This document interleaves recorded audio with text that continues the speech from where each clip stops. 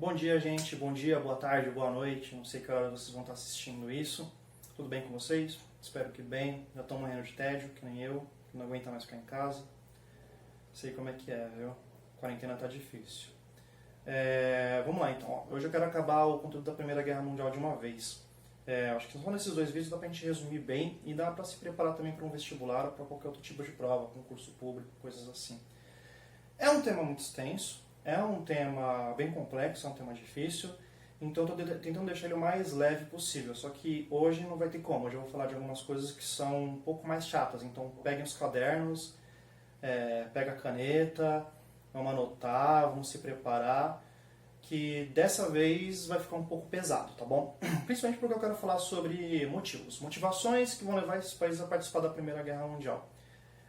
Pensem que você participar de uma guerra dessa proporção demanda muito dinheiro, demanda uma economia, é uma aposta, você pode perder tudo, então tem certos motivos que vão fazer com que alguns países não tivessem escolha, eles realmente tinham que participar dessa guerra.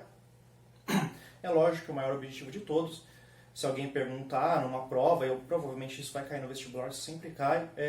Obviamente que o motivo da Primeira Guerra Mundial é sim essas novas colônias, as neocolônias, o imperialismo, buscar recursos naturais lá na África, matérias-primas para industrialização, abusar e explorar o máximo possível desses territórios aí. É óbvio, a gente já falou sobre imperialismo, a gente falou sobre darwinismo social, então a gente já tem mais ou menos um panorama do que está acontecendo. Agora, motivações que são um pouco importantes, são muito importantes, só que eu acabei deixando de lado. A gente tem que primeiro contextualizar a nossa época.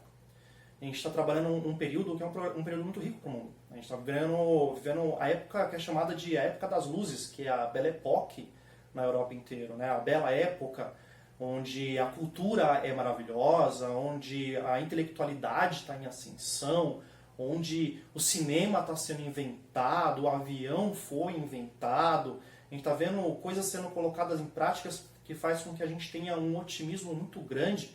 A gente vai ter até a criação de uma corrente filosófica logo mais, que é o positivismo, que vai mais ou menos idealizar coisas para o futuro, aí, que a gente pensava que o caminho do mundo seria sempre essa linha reta, para sempre melhorando, e a Primeira Guerra Mundial ela vem para jogar um balde de água fria em cima da gente. A Belle Époque, ela fez com que todo mundo pensasse que estava tudo bem, tudo ia ficar cada vez melhor, que a tecnologia só ia avançar. Tem um símbolo que eu acho bem legal, nos segundos anos a gente trabalha bastante isso, que em Paris vai ter um Museu das Luzes, que as luzes já foram inventadas, a eletricidade está sendo usada, só que ela não é tão popular ainda, ela está sendo popularizada ainda. Então tem um museu que era o Museu das Luzes, tinha várias luzes, e é maravilhoso, é lindo, né? Você ia para Paris, a Paris era a cidade das luzes, então o pessoal está todo mundo nessa pegada positiva para o futuro do mundo. Beleza, tá todo mundo feliz, contente, perfeito. Tretas. Tem muita treta acontecendo ali na Europa. A Europa está num momento muito efervescente. Você estudando agora, você até pergunta, professor, mas vocês estavam tão felizes assim? Sério? Porque está acontecendo um monte de merda? E é verdade, porque se você for parar para pensar, a Alemanha, por exemplo, a Alemanha ela tardiamente virou um país. Ela demorou muito tempo para se unificar. Na verdade, só em 1871 que ela realmente vai se unificar de uma vez, efetivamente, que ela vai virar uma nação mesmo, um país. Em 1870, nós temos uma guerra muito importante, que é a Guerra Franco-Prússia, vai durar apenas um ano, 1870, 1871, que a França vai acabar sendo derrotada por Napoleão III. Napoleão III vai ser derrotado pelos alemães, e os alemães vão conseguir conquistar dois territórios dessa disputa, que é a Alsácia e Lorena. A Alsácia e Lorena eram territórios extremamente ricos em minérios, era muito importante para a França segurar aquilo, então a França ela sai dessa guerra com um pouquinho de rancor no seu coraçãozinho, sabe? Eles vão ficar toda hora falando sobre uma revanche, sobre uma vingança, então é normal a gente pegar em artigos científicos ou até mesmo nos vestibulares e eles colocarem a frase revanchismo, sabe? Era muito forte para eles, um espírito de revanche, um espírito de revanchismo. Eles queriam realmente pegar e tomar de volta essa Lorena e descontar essa derrota, que foi uma derrota meio zoada para eles, né? Então tem esse rancorzinho ali da França, então a França tem um motivo para participar da guerra que não seja apenas as colônias lá na África. Também tem a disputa econômica, que a Inglaterra é a maior potência do mundo nesse momento, só que a Alemanha está crescendo muito industrialmente falando.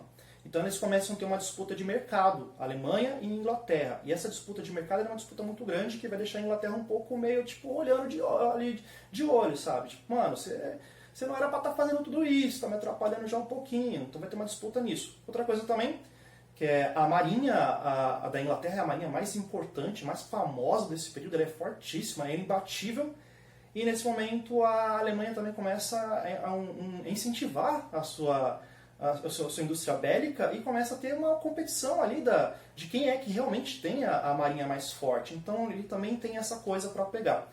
Se a Inglaterra derrotar a Alemanha, economicamente ela vai ser a maior potência e ninguém vai ser imbatível. Então tem essa disputa também industrial e econômica de mercado, tá bom? Aí entra nas coisas complicadas, e aí eu peço para vocês pegarem o caderno de vocês, porque o negócio vai ficar cada vez mais difícil agora, que é o pan-eslavismo. O pan-eslavismo, eu vou ler para vocês um trecho que eu peguei da internet para vocês entenderem mais ou menos o que é, a gente começa a destrinchar depois. Ó, vamos lá. Ó. O pan-eslavismo foi um movimento político e cultural típico do século XIX que buscava agrupar todos os povos eslavos, entre os quais podemos citar russos, belorussos, poloneses, ucranianos, búlgaros e tchecos, em um único estado, de modo a fortalecer o elo político e cultural existente entre todas essas culturas. Ótimo, perfeito. Então o que é o pan-eslavismo? Tem essa galera que vem de origem eslava, principalmente a Rússia e a Sérvia, tá, tinha essas ideias, não eram todos esses aí, tá?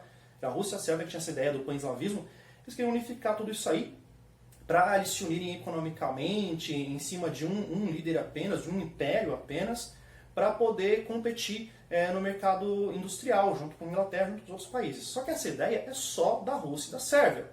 Tem uma coisa muito importante que está acontecendo na Europa, que vai cada vez explodir mais, depois da Primeira Guerra Mundial isso vai ganhar uma proporção maior ainda, então vai só crescendo isso, que é o nacionalismo. O nacionalismo exacerbado. Nós temos o nacionalismo, está aqui, e nós temos o patriotismo. Não confundam, são coisas diferentes. O nacionalismo está ligado à sua raça, à sua etnia. O patriotismo está ligado aos símbolos do seu país. Você pode ser um cara patriota. Quando o Brasil vai jogar na Copa do Mundo, você vai vestir amarelo e torce lá, beleza, legal. Agora o nacionalista, ele acha que o país dele é melhor do que o país vizinho.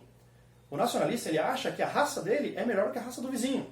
Então é uma coisa um pouco mais competitiva e um pouco mais cruel, que por enquanto é usado mais para manipulação das massas, para o pessoal concordar com as guerras, para o pessoal concordar com essas coisas, porque eles se achavam melhores. Lembram do darwinismo social que eles estão fazendo na África? Tem vários indícios que eu acho bem interessante e cruel pra caramba, de alguns ingleses que vão capturar algumas africanas e colocar em zoológicos.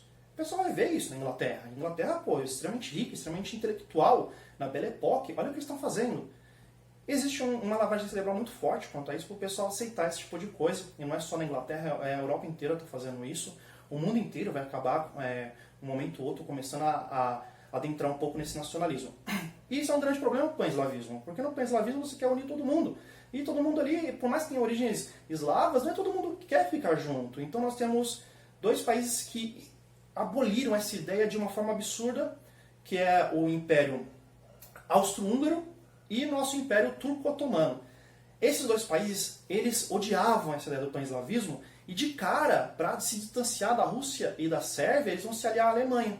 A Alemanha que vão concordar com seus ideais e vão se juntar ali. Então nós temos uma tríplice aliança já sendo formada já com a Alemanha, o Império Austro-Húngaro e o Império Turco-Otomano. E do outro lado nós temos a Entente, né? Que nós temos a Inglaterra, que ela quer competir industrialmente com a Alemanha, quer destruir a Alemanha industrialmente e também quer, logicamente, preservar os seus territórios da África, as neocolônias da África e da Ásia. Nós temos a França, que também tem o mesmo objetivo de preservar as suas neocolônias, mas que também quer pegar de volta a Alsácia-Lorena, espírito de revanchismo que eu falei. Ele tem um motivo muito forte para a França estar lutando isso aí, que ele quer combater a Alemanha. A Alemanha, coitada da Alemanha, já treta com todo mundo, né? A Europa inteira odiava a Alemanha, os alemães ali eles vão ser odiados. E nós temos, por último, a Rússia, que está desse lado participando, a Sérvia também participando, para combater essas ideias do Império Austro-Húngaro e do Império Turco-Otomano de barrar a ideia do pan-eslavismo, né? E nós temos, por último, a que caiu de paraquedas, que é a Itália. A Itália, os italianos, de cara, eles vão acabar escolhendo o lado da aliança, então eles vão fazer parte da Tríplice Aliança de uma forma muito importante, até contratualmente, burocraticamente falando. Só que eles tinham uma condição para participar do lado da Alemanha. A condição é que eles só entrariam na guerra se caso a guerra fosse ao território da Alemanha. Se a guerra aparecer na casa dos alemães, aí sim a Itália vai entrar na guerra. Senão ela continua no seu neutralidade, continua de boa, continua não participando, ficando quieto, cuidando da sua economia. O problema é que a guerra começa em 1914, em agosto, quando o Francisco Ferdinando morre, e a Itália fica na neutralidade por um ano inteiro, então até 1915. A guerra não vai chegar lá. A guerra os alemães estão no ataque, eles querem acabar a guerra o mais rápido possível. Então a guerra não vai chegar na Alemanha. Então a Itália ficou de boa. Em 1915, quando o pessoal começa a perceber que a Alemanha está arrebentando, a Alemanha está arregaçando, os tanques alemães eles arrebentavam, eles invadiram a França e estão quase pegando Paris já para eles. Aí a Inglaterra tem uma sacada. A Inglaterra vai lá, pega a Itália e fala assim, ó, mano, na moral, cola na grade, chega comigo. Você não quer uns pedaços da África, tal, você não quer uns pedaços da Ásia, tal, eu separo pra você, mano, é só você botar do meu lado. E a Itália faz isso, a Itália sai do lado da aliança e vai pro lado da Entente. Você vai abrir um buraco complicado para os caras ali.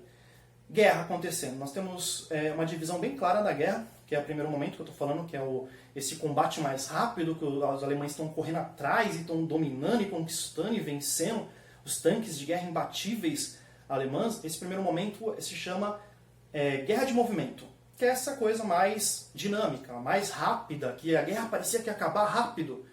Só que lá na França o pessoal começou a se tocar de uma estratégia que poderia barrar e fazer a guerra ficar estagnada, e vai ficar realmente, que são as trincheiras. A gente entra no segundo momento da guerra, que é a guerra de trincheiras, que vai durar 3 anos seguidos. Cara, essas trincheiras eram gigantes, vou colocar imagens aqui para vocês, ó, olha o tanto de imagem, vai aparecer aqui, várias trincheiras. Eu falei para vocês assistirem o filme 1917, é um filme fantástico, participou do Oscar, e você vai poder ver essas trincheiras acontecendo. Eu pedi para todas as pessoas que eu conheço assistir esse filme, porque eu amei esse filme. Quem não assistiu, vá assistir, esse filme é fantástico.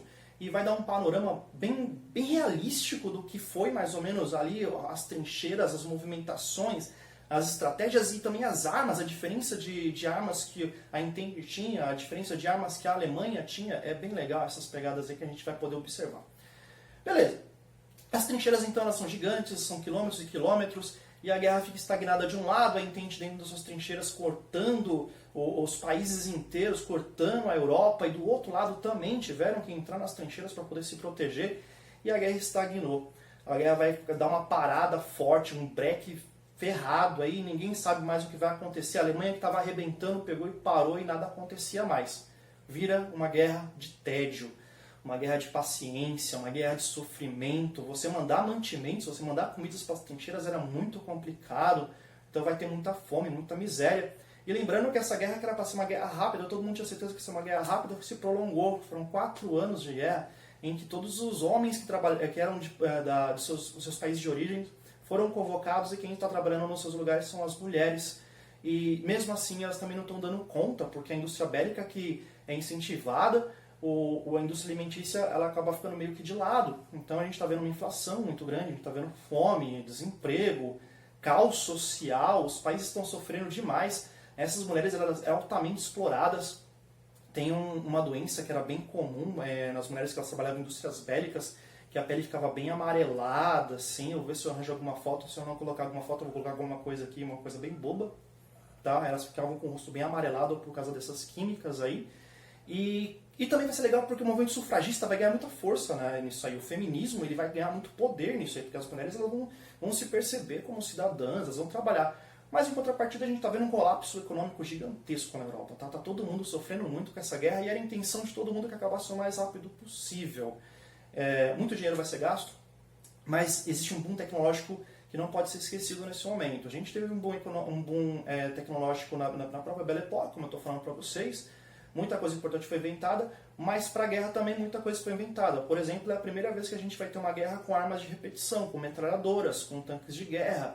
É a primeira vez que a gente vai ver essas coisas acontecendo. Nós temos o próprio Zeppelin, que causou muito medo no começo da guerra. Nós temos os aviões sendo usados para a guerra também, que ninguém tinha pensado nisso até então. Então, o boom tecnológico é gigante. O cinema ele começa a ganhar proporções gigantes também, por causa desse momento histórico.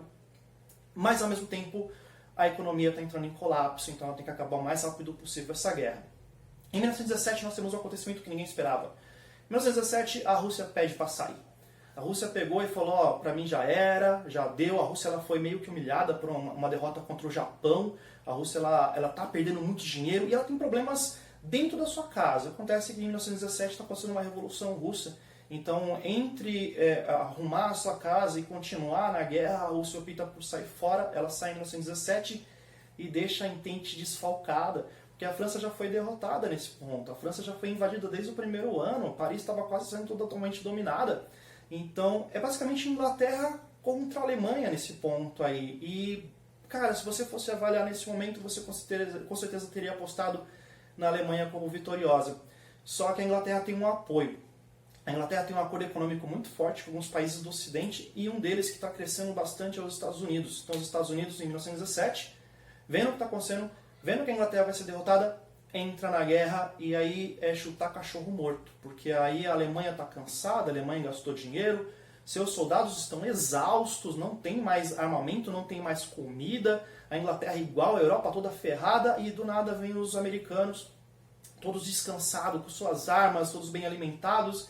E aí foi um checkmate, aí já era, não teve como se segurar, a Alemanha acaba sendo derrotada e toda a Primeira Guerra acaba em 1918. Para resolver isso, eles foram para Paris, tiveram o Conselho de Paris, e lá no Conselho de Paris foi assinado o Tratado de Versalhes. É importante pensar, cara, porque no Tratado de Versalhes, antes do Tratado de Versalhes ser assinado, os Estados Unidos ele teve uma ideia boa. E olha que é difícil eu falar bem dos Estados Unidos, viu? Os Estados Unidos ele teve uma ideia de, em vez da gente culpar ou colocar alguém culpado nessa Primeira Guerra Mundial para a história ser lembrada, ele queria que fosse um empate. Que todos os países fossem empatados e que cada um fosse cuidar da sua vida, que as indústrias bélicas fossem controladas, e ele queria criar a Liga das Nações. O que é a Liga das Nações? A Liga das Nações serviria para mediar, para que não acontecesse uma próxima guerra. Olha que interessante isso, ele falando das Ligas das Nações. E lá na frente, vocês vão ver que a Liga das Nações não deu certo, né? Porque a gente tem uma Segunda Guerra Mundial vindo logo em seguida. E lá na frente, depois da Segunda Guerra Mundial, nós temos a Organização das Nações Unidas, a ONU, sendo criada para fazer exatamente esse trabalho que lá em 1918 os Estados Unidos já tinham falado sobre isso. O que acontece? Seria interessante esse tratado, só que existe muita revanche, existe muita amargura, muito rancor. Lembra que eu falei do espírito revanchista dos franceses? Isso era muito forte, era evidente que eles queriam não só vencer, mas prejudicar o máximo que eles conseguissem os alemães. E aí vem o Tratado de Versalhes. O Tratado de Versalhes foi assinado e o Tratado de Versalhes falava exatamente isso. O Tratado de Versalhes falava que a partir de agora a Alemanha ela é tida como culpada pela Primeira Guerra Mundial. Eles são os culpados historicamente, que foi colocado isso. Eles também têm que pagar pelas dívidas, é uma dívida absurda assim para pagar. É ridículo, seria impossível um país pagar aquele montante de dinheiro. Seria acabar com a economia na metade do mundo para poder pagar aquilo. Eles são proibidos de ter um exército para lutar uma próxima grande guerra, então o exército deles é limitado. A indústria bélica também é controlada. Além disso, obviamente, a Alsácia-Lorena vai ser devolvida para a França e todas as suas neocolônias, todos os territórios que eles tinham na África, na Ásia, em qualquer lugar, vai ser dividido pelos vitoriosos. Ou seja, a Alemanha ela vai ficar pior do que a África. A Alemanha ela vai sofrer muito com isso. Tem uma coisa que é bem interessante que eles colocaram bem no meio. Eu acho que isso foi só para sacanear, para ser sincero. Eu não tenho dados para falar sobre isso. Mas eles construíram um que é chamado de... como é que é? Caramba, esqueci o nome da palavra. É isso aí que eu estou falando. Vai estar escrito aqui. É isso aí que eu estou falando para vocês. O corredor polonês, que era realmente o território da Polônia que atravessava toda a Alemanha. Cara, pensa administrar esse país agora, sendo que no meio tem uma linha que corta, que é da Polônia. Administrar esse país vai ser mó complicado. A Alemanha ela foi realmente fadada a sofrer, realmente foi uma coisa de vingança, foi uma coisa muito forte que aconteceu com a Alemanha vai sofrer muito com o Tratado de Versalhes. Não é à toa que a gente vai ver uma Segunda Guerra Mundial logo mais, e a Alemanha tentando se vingar graças ao Tratado de Versalhes. Importante lembrar, nós temos Hitler, que vai usar o nacionalismo, já era um nacionalismo exacerbado, mas ele vai pegar esse nacionalismo e vai mais ou menos orientar ele para a extrema-direita. Nós temos o nascimento de uma extrema-direita aí que vamos chamar de nazismo ou de fascismo. Nazismo no caso da Alemanha, fascismo no caso da Itália. Nós temos dois caras que foram presos, que eram soldados durante a Primeira Guerra Mundial, que foi o Hitler e o Mussolini. Esses dois caras foram presos ainda no começo da Primeira Guerra Mundial. E quando eles saem, eles voltam para os seus países de origem, eles começam a ver a pobreza que aconteceu com os seus países e começam a ficar revoltados e começam a espalhar essas ideias. O Hitler escreveu o livro dele chamado Mein Kampf, Minha Luta, durante esse aprisionamento durante a Primeira Guerra Mundial. Quando ele sai, já sai com esses ideais. Então, se você avaliar bem, as ideias de nacionalismo que estavam vindo antes, e agora que as ideias de nacionalismo maiores ainda que essa direita, essa extrema-direita vai começar a empregar, a gente vai mais ou menos entender o que vai acontecer na Segunda Guerra Mundial e não vai ser coisa bonita. Nós temos o nascimento também de uma extrema-esquerda na Revolução Russa, que depois eu vou fazer um vídeo só sobre isso. Pessoal, até aqui é só isso. Eu espero que todo mundo tenha gostado, todo mundo tenha entendido. No último vídeo tem poucos comentários, eu quero mais comentários, a gente tem que discutir, a gente tem que trabalhar, a gente tem que conversar, tem que ouvir vocês. Mas eu espero que todo mundo tenha gostado, beleza? Abraço, fiquem bem.